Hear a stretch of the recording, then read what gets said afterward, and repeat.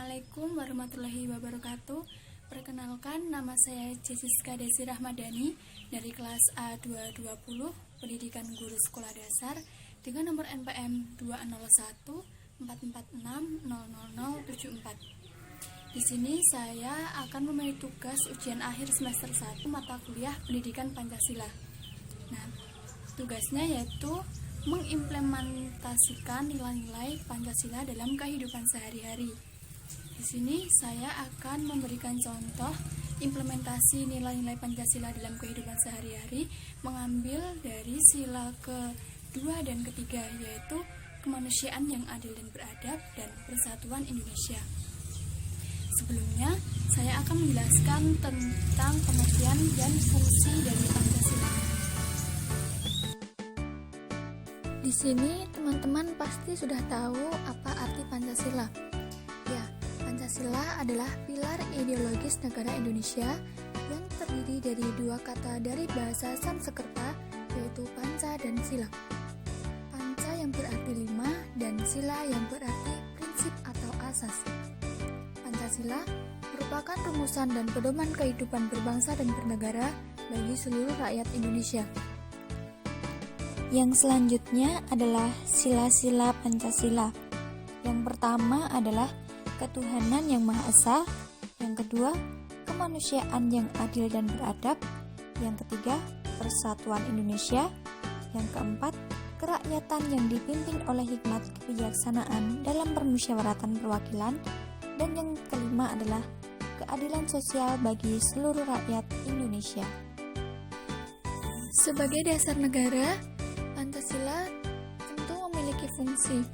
Pada dasarnya, Pancasila berfungsi sebagai dasar dari semua hukum yang berlaku di Indonesia. Fungsi Pancasila diantaranya adalah Pancasila sebagai ideologi negara, Pancasila sebagai dasar negara, Pancasila sebagai jiwa bangsa Indonesia. Dalam sila kedua Pancasila ini adalah kemanusiaan yang adil dan beradab yang dilambangkan oleh rantai emas. Rantai emas memiliki dua mata rantai, yaitu berbentuk persegi dan lingkaran yang saling mengaitkan. Bentuk persegi yang melambangkan laki-laki dan bentuk lingkaran yang melambangkan perempuan. Kemudian, mata rantai yang saling mengaitkan tersebut melambangkan hubungan timbal balik antar umat manusia, baik laki-laki maupun perempuan.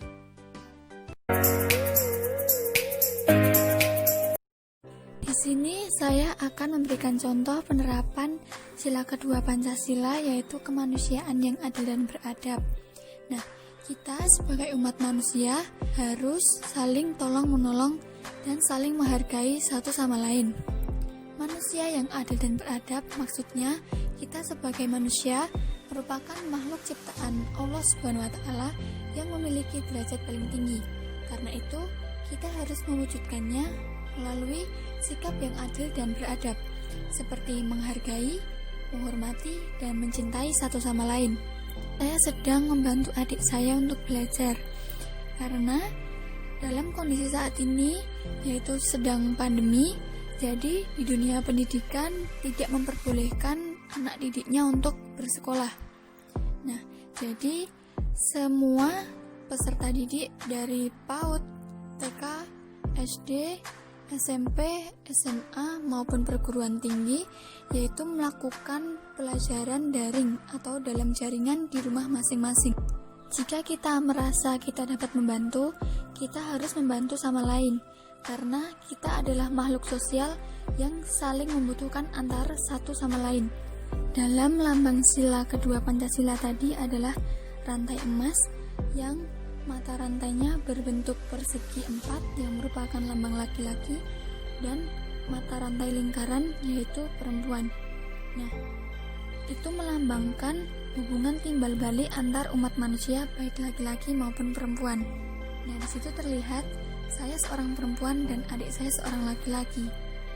Jadi kita tidak boleh membeda-bedakan gender atau yang lainnya. Jadi kita harus saling menghargai dan menghormati.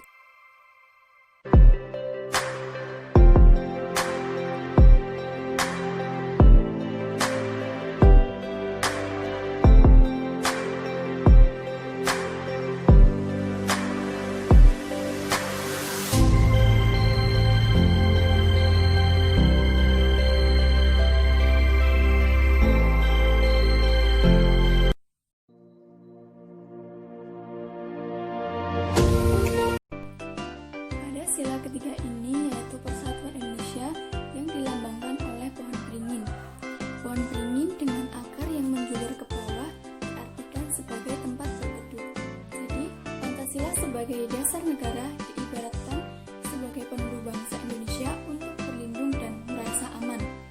Pohon beringin juga memiliki akar tunggang yang kuat menggambarkan persatuan bangsa Indonesia. Sementara sulur-sulur pada pohon beringin melambangkan suku, keturunan, dan agama yang berbeda-beda. Meski berbeda-beda, mereka tetap bersatu sebagai bangsa Indonesia di bawah lambang Pancasila. Di sini saya akan memberikan contoh penerapan sila ketiga, yaitu gotong royong. Gotong royong adalah suatu kegiatan yang dilakukan bersama-sama dan bersifat sukarela agar kegiatan berjalan lancar dan lebih cepat. Gotong royong merupakan salah satu budaya khas Indonesia yang perlu dijaga dan dipertahankan untuk meraih kesejahteraan bersama. Maka masyarakat harus menanamkan nilai serta menguatkan budaya gotong royong. Karena apabila masyarakat meninggalkan nilai-nilai gotong royong, maka masyarakat tersebut akan mengalami kekacauan sosial. Nah, di sini adalah contoh dari sila ketiga Pancasila, yaitu gotong royong penyemprotan disinfektan. Nah, masyarakat di Desa Kumendung ini melakukan kegiatan gotong royong untuk berupaya meminimalisir adanya COVID-19 sesuai dengan makna sila ketiga ini, yaitu kebersamaan. Maka kita sudah melakukannya dengan cara kita bergotong royong. Kita bekerja sama untuk melakukan penyemprotan disinfektan, yaitu untuk mencapai tujuan kita bersama, yaitu untuk menanggulangi atau mencegah adanya COVID-19 yang ada di Dusun Kumendung.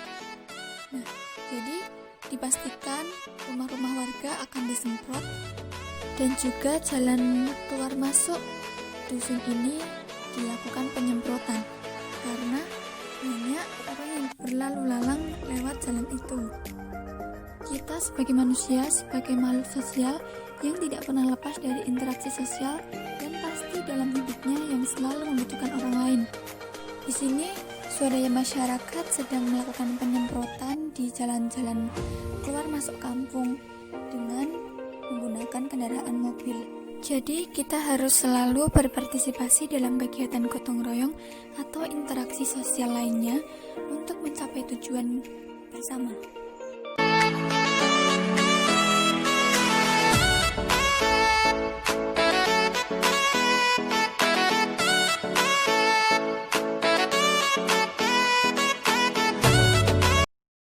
Demikian yang dapat saya sampaikan.